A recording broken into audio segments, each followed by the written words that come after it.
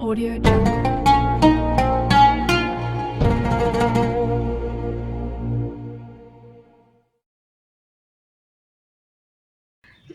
Assalamualaikum warahmatullahi wabarakatuh. Perkenalkan, nama saya Hibatin Wafiroh, NIM 20203006. Di sini saya akan menjelaskan sedikit mengenai Khot Naskhi, mulai dari pengertian hingga sejarah kemunculan dari Khot Naskhi.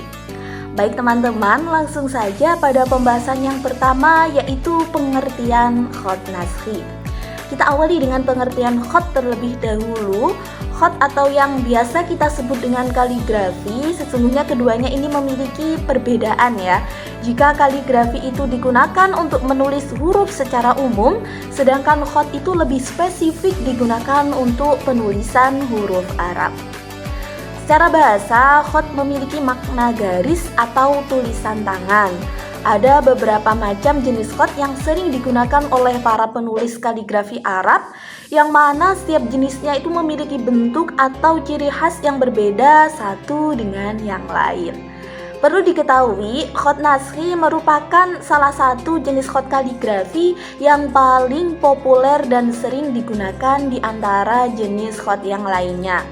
Sebab apa? Sebab khot jenis ini memiliki bentuk yang sederhana dan termasuk yang paling mudah untuk dibaca maupun ditulis. Sehingga biasanya seorang pemula atau orang yang ingin belajar menulis kaligrafi itu selalu memulai pembelajarannya dengan latihan menulis Khot Naskhi ini. Nah, Khot Naskhi adalah salah satu jenis khot yang memiliki nama lain khot badi', muqawwar, dan mudawwar. Kata naskhi berasal dari bahasa Arab yang artinya mengganti, menyalin, atau mengubah bentuk, atau menggantikan sesuatu dengan yang lainnya. Nah, kata naskhi sendiri diambil kata nash atau nusha yang artinya diadopsi ke dalam bahasa Indonesia menjadi naskah.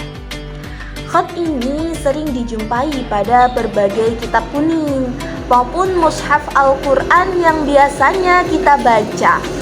Alasan utama diberi nama Khot Naskhi karena khot ini digunakan untuk menasahkan atau membukukan isi dari mushaf Al-Quran maupun berbagai naskah ilmiah. Pendapat lain mengatakan khot ini diberi nama naskhi karena perannya dalam menasah atau mengganti ayat-ayat Al-Quran yang sebelumnya itu menggunakan khot kufi. Setelah kemunculan khot naskhi, khot kufi tidak lagi digunakan untuk menulis mushaf Al-Quran. Dan pada saat ini khot naskhi menjadi khot yang paling sering dipakai dalam berbagai keperluan di berbagai negara. Mengapa? Karena corak dan gayanya yang sangat simpel. Nah, di Indonesia sendiri Khot Naskhi ini dijadikan tulisan wajib dalam Musabaqah Khotil Quran. Khot Naskhi berasal dari negara Timur Tengah, yaitu kota Nisa yang sekarang berubah menjadi Iran pada sekitar abad ke-7 Masehi atau abad ke-3 Hijriyah. Nah, pada awal kemunculannya, khot ini tidak terlalu menonjol di tengah masyarakat Islam kala itu jika dibandingkan dengan khot kufi, sehingga pada akhir abad ke-9 Masehi. Lalu pada akhirnya sekitar tahun 272 hingga 298 Hijriyah, Khot Naskhi ini baru dipopulerkan dan disebarluaskan oleh para penulis kaligrafi. Nah, tokohnya siapa? Tokohnya yaitu Ibnu Muqlah. Waktu itu beliau termasuk seorang wazir atau pembantu kepala negara pada masa Khalifah dinasti Abbasiyah.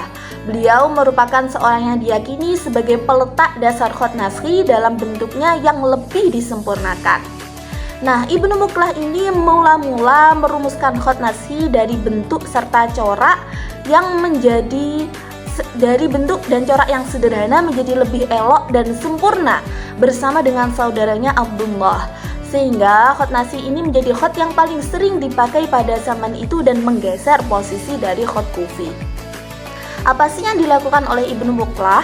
Yang dilakukan oleh Ibnu Muqlah dalam dunia kaligrafi, khususnya Khat Nasri ini, pada waktu itu beliau berhasil menemukan rumus geometrik pada kaligrafi dengan 3 unsur kesatuan baku dalam pembuatan kaligrafi, yaitu titik, huruf alif, dan juga lingkaran.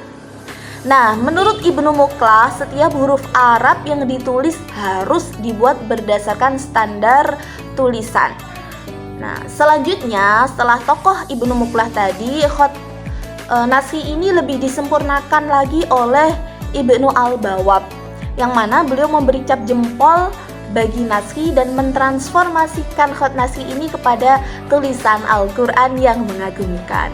Baik, itu tadi sedikit penjelasan saya terkait apa itu Khat Nasri beserta sejarahnya.